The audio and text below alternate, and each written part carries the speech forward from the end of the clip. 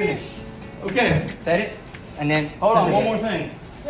When you guys are measuring to set this up, this top piece right here, this elbow, you guys see that little bump right there? You want this behind your roof line. Because right here, you see the little weld come down. If you were closer, you'd see it. Okay, there's a little bump here and a little bump here. That's where your screw goes in at. So that right there, you don't want the glass sitting on that. You want to just keep it where the divots are. That second little divot right there, you want to keep it about, that's all the further up on there you want to go. So like Z's got a sunroof. Well, if I set this here, it's too far down, right? But I want this elbow just behind the roof line. So that's why we turn this. I don't care which way you turn it, but you turn it. And you make sure that that little button right there, okay, is behind your roof line, and you lock this in place, and that's good to go. When you set your bottom half, okay, the way that it's supposed to be done according to Equalizer is you line these up. This second notch right here, that should be about lined up with your hood line. Right? Now obviously because your hood's curved, it's a little harder to do. So the longer that you guys do this and use this tool, the more you'll realize where out on each vehicle you can set this. Like for Z's car, I know for a fact I can put this here, just like that. I don't even care if it's straight or not. But I know that right here, his glass is gonna sit just on the other side of this notch.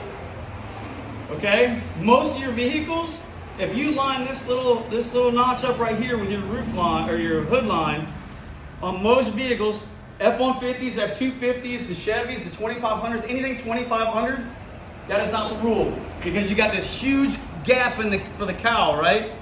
So you're gonna have to put this thing way up here on your trucks. This way it covers the distance, right? Your F-250s though, you're gonna just set your glass out here.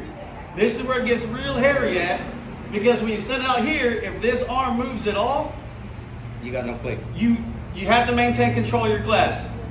I've set them before, went to push them in place and had that glass drop, and good thing my hand was under there. So but it's the nature of the beast. You're gonna have that issue just based on the design of the vehicle, right? This tool works great for almost every vehicle,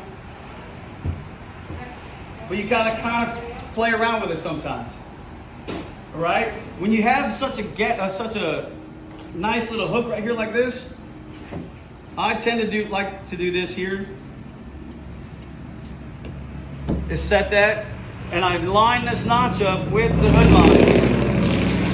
This way, if I do set my glass,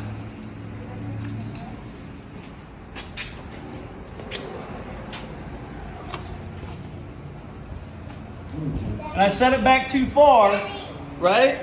I know if I push this, the whole arm will move, but my glass won't fall off of it.